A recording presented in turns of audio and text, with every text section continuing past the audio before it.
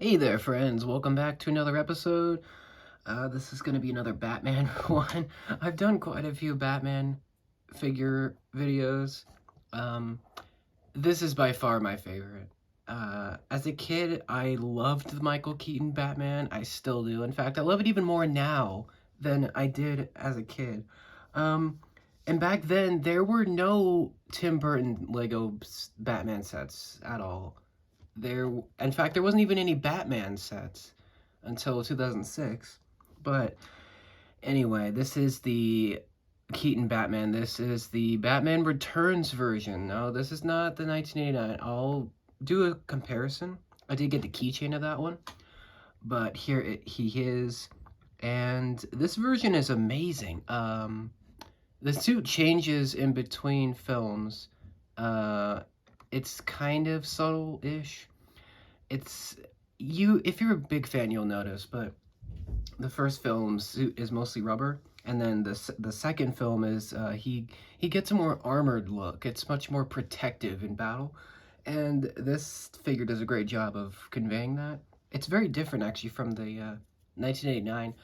It's the same piece, the same rubber piece that they came out with for the big Batmobile and the Batwing, which I love both of those, but I don't have the space. They're too big for my collection.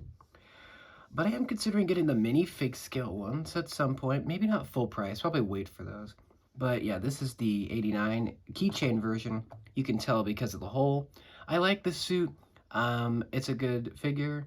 I just don't like that he's smiling. He doesn't smile that much, the Keaton's version. Like, a little bit, not that much, but it's just the face that they use. It's the 2012 head, and it doesn't work, but it's fine. It's a good figure for sure. I went through the trouble of taking the keychain part out of the rubber. It took me forever, but here it is, and it looks great. This figure's good, but this one's better. This is just, it's so much more like accurate. It looks a lot better. Um, Same piece.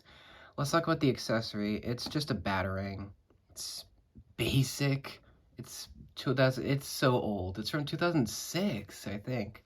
So yeah, it's not new, but it's fine. It would have been cool if they gave us the remote control batarang that he uses in the near the beginning of Returns when he's fighting the Red Circus Gang. That would have been awesome. Unfortunately, we don't get that, but you know, it would have been cool. It's a fine piece. It's whatever. I have like 20 of these pieces at this point. We're moving on.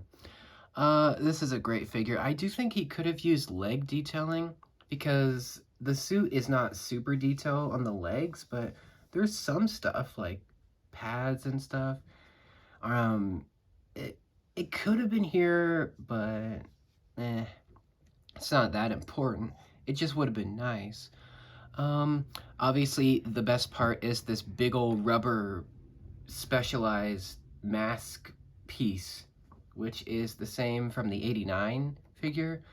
I think that's the first time that LEGO went out of their way to make a specialized piece for a Batman version, because they've always had the standard mask from 2012, and they made one in 2016 with the short ears, and that's about it. But they actually went out of their way to make a new piece, like a physical new mask, which combines his, obviously, the Burton look of the helmet and then the cape together. So it's all one piece, and it looks so good. Like the way it just looks so realistic, like to the gothic aesthetic, which is perfect. Um, uh, this is a display figure. This is not meant to be played with because this is a giant rubberized piece. You can't play with it. It is specialized, so you can, and it's also rubber, so you can move it. It's just meant to be displayed, so you can't put it in the Batmobile.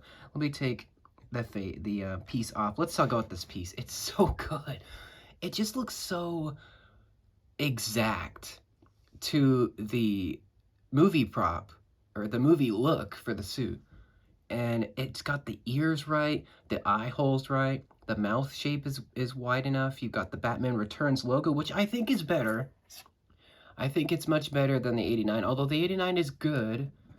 I just think this one is just, it's a better looking design for the logo. And then you've got the, you can flex this, you can move it. It's just looks perfect for Keaton's look. And you got the back, which looks even better. You've got the, you know, the way that the mask connects to the cape. It's flowing in the wind. It's great. And this is probably about 10, 15, maybe 20 bucks piece.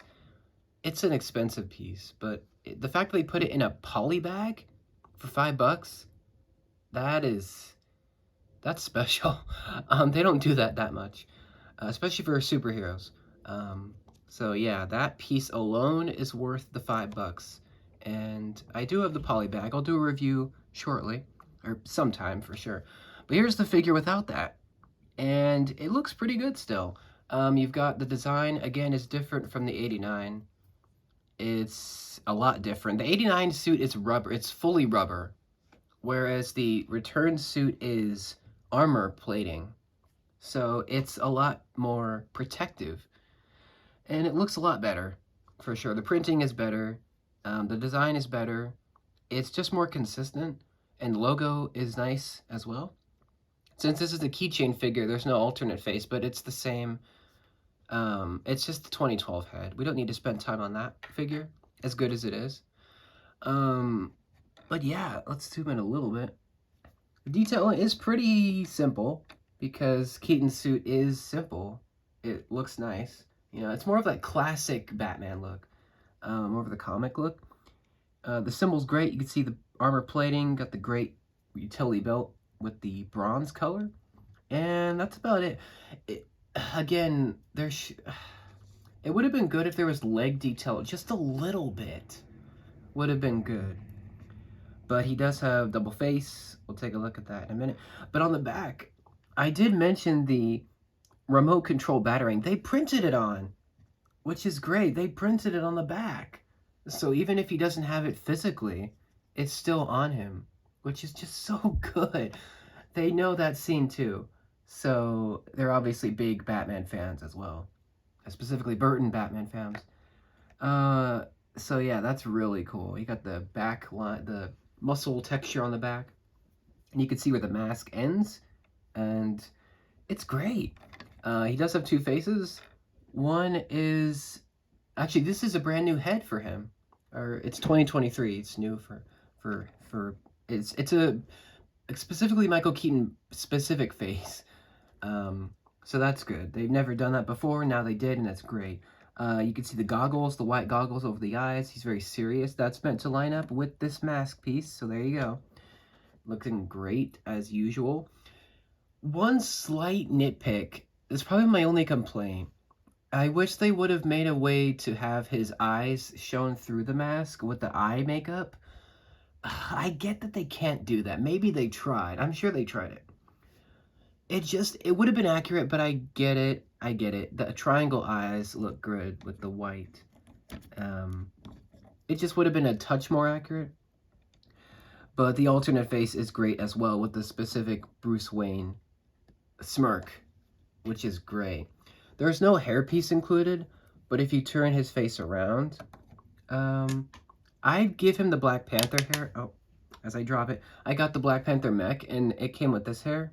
I decided to give the Black Panther the mask look, so this head, it came with another head with the hair, and you could use that hair. Pretty much any like curly hair works for Keaton's look, and his Bruce Wayne. And this looks great. I like the smirk. It's very reminiscent of his version. Very nice to see. And yeah, I don't really have any complaints with it. Well, I mean, aside from the eye makeup, which I get it, it probably wouldn't have worked because Lego figures' eyes are black most of the time. So the Batman is all black. So it probably wouldn't have looked very good. But still, I would have liked to see an attempt made.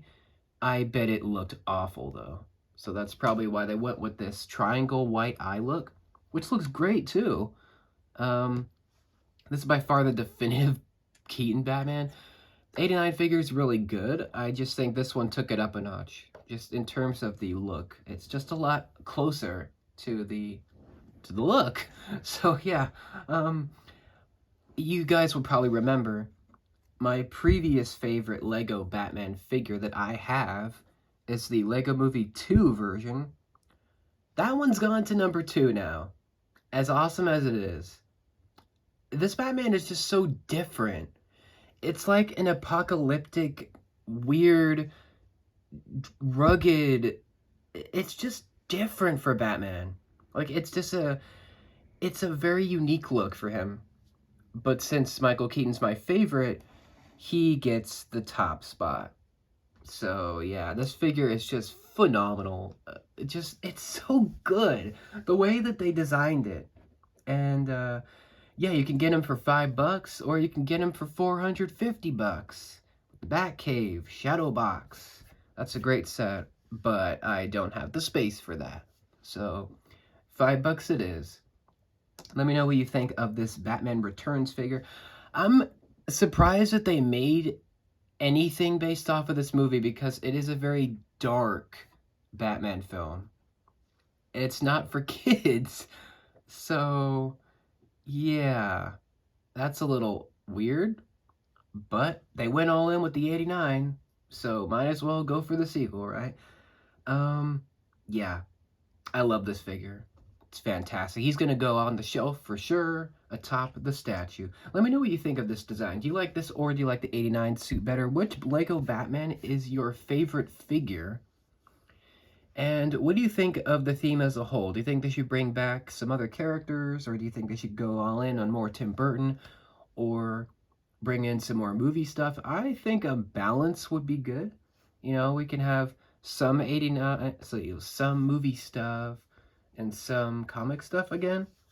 I think that's the way to go. But that's it for this one. Let me know what you think. And hopefully I showed you everything. I hope you could see everything. And yeah, that's all for me. Thanks for watching. Take care, and I'll see you later.